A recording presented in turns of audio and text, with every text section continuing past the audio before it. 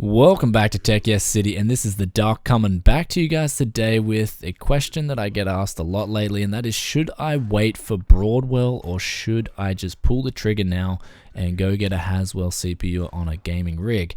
And we're going to do this over some Heroes of New Earth gameplay, as I love this game. It's a lot of fun, and ultimately this is done with shadow play as well. But anyway, let's get on with the topic. The quick and dirty answer is no, but I'm going to elaborate on that, and we're going to talk about what essentially is Broadwell. Broadwell is Intel's newest 14 nanometer die shrink. It's essentially the tick in their Tick-Tock strategy. Now Intel themselves has said, look, we've got a strategy every 2 years. We've got a Tick-Tock strategy where 1 year we release a die shrink, the next year we release a architectural improvement.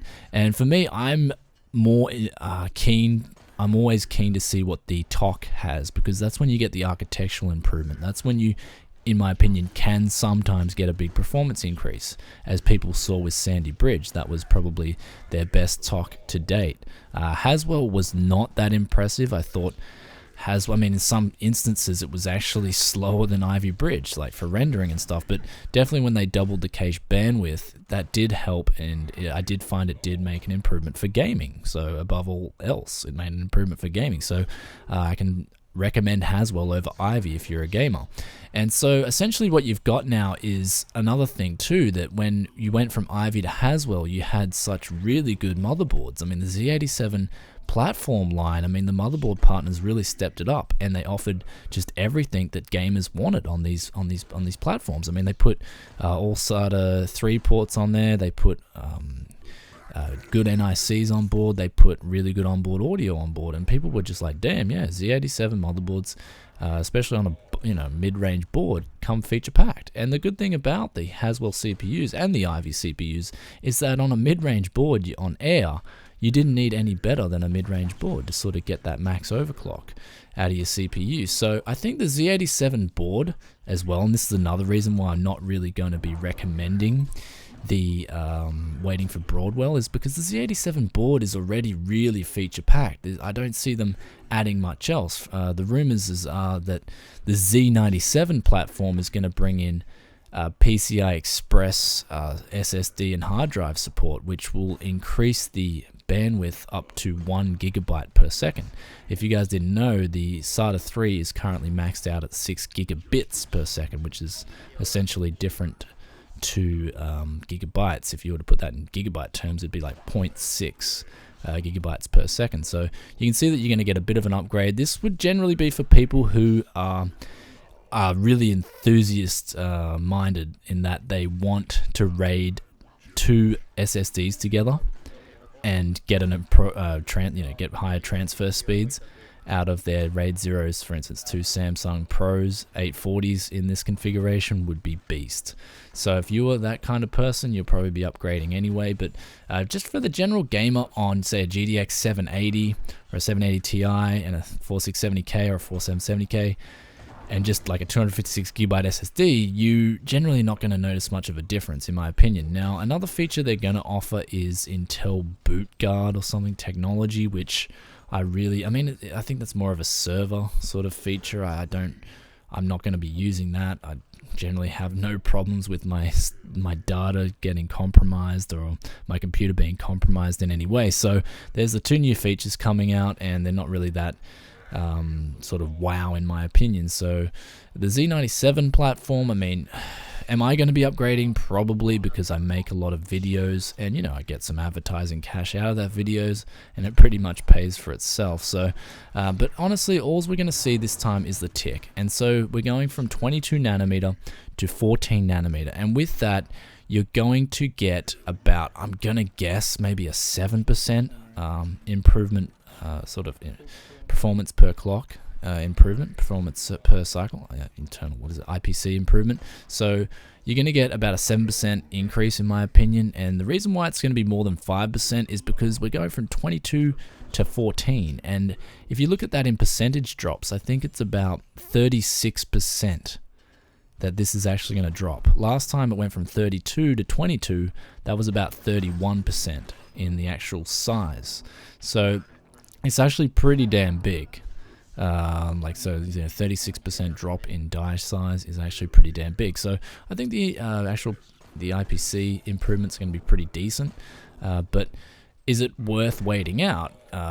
When's this chip going to be coming out? And I honestly think it's going to be coming out in December. Rumors are it's going to be coming out in December, and I agree. I think Intel, if you guys didn't know, R&D, the lower, like the smaller these chips go, the more expensive R&D gets. I mean, these things, like, Intel have to fork out an absolute shitload of cash for R&D, so it's in their best interests to delay these chips as much as they can. That's just my opinion on it. So this is, I mean, AMD really aren't bringing anything to the table, so Intel aren't really getting pressured to bring these chips to the market as soon as they can. So I think you're going to see the Tick-Tock strategy is going to be more like a 2.9 year cycle now, because, I mean, Ivy Bridge was already delayed. I know Ivy Bridge wasn't delayed, sorry. It was Haswell that was delayed 3 months past its expected date, and I think they're going to push this one another 3 months. And so expect to see, I mean, you guys can expect to see something like December. That looks pretty solid in my opinion. Late December 2014. So I think that's when Broadwell's going to come out. I mean, it could come out a bit earlier, but the fact that Intel hasn't confirmed any release dates already is a fact, I think, in my opinion, that we're not going to get it soon. So that's just something to sort of be mindful of. So if, what is it now? It's March. So do you want to honestly wait another 8 months, 9 months for a CPU? I don't think it's worth it. I mean, considering that Haswell chips are already come down in price from their initial release price. I mean, they're going out for about $200 now, or $209 if you're in the States. I mean, I picked mine up for about $240, I believe.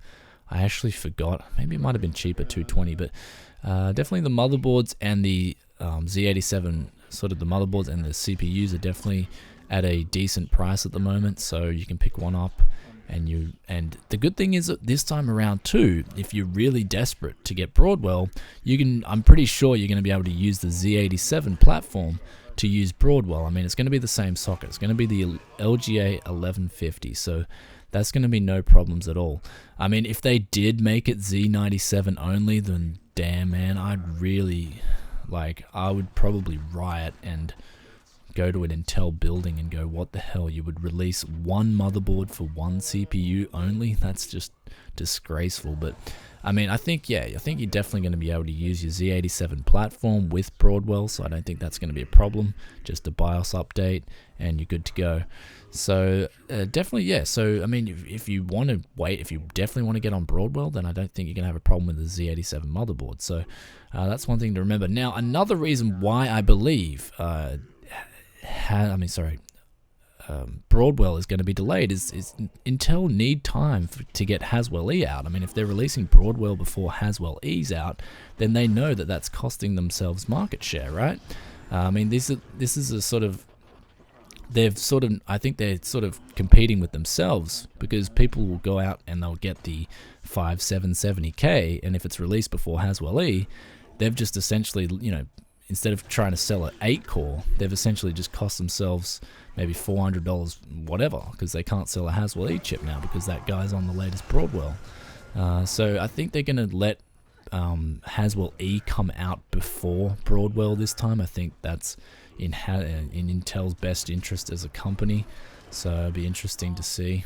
But yeah, that's that. So anyways, I hope you enjoyed this. I mean, honestly, I personally, if I was building a gaming PC today, I wouldn't wait out. But at the end of the year, I mean, if you're on like, say, a decent gaming PC at the moment, like a GTX 580 or say a 6950 or something like that, then maybe I would wait out, because Maxwell will be coming out around the same time as Broadwell. So that's probably the only person I would recommend waiting out. If you were in that position where you're like, look, I only upgrade every 3 years or so, 3 or 4 years, and I've already got a pretty decent gaming rig, I would probably wait out for Broadwell and Maxwell together, because that'll pack a punch. So anyway, that's just my opinion for you guys, and yeah, hope you enjoyed it. If you have any questions, please let me know in the comment section below. and I'll be coming back to you guys soon. Sorry, I'm going to talk about a few other things quickly, and that is audio. I'm sorry, but I've just got a heap of audio gear to test, and I'm just going to get through it all, and then I'm going to slash quit audio because I'm kind of bored. I'm over it. I'm really not an audio enthusiast. I just, I like good audio, but, I don't wake up in the morning going, oh, damn, I want to listen to music. I wake up in the morning going, damn, I want to play video games, eat some good food, and, that's me, or drive a car. So, they're my two passions, is cars and video games. But, yeah, so I'm going to be getting these audio videos done. I'm sorry, but, I just want to get it through it and then just slash quit it, and we won't come back to audio again.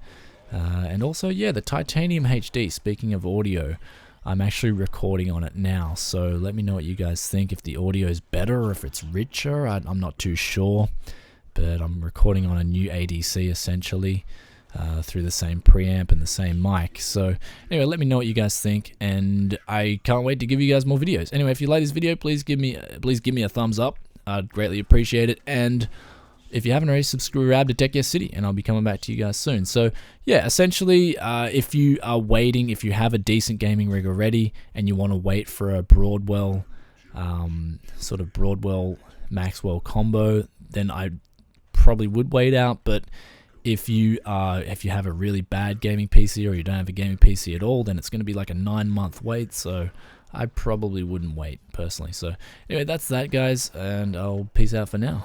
See you later. Bye.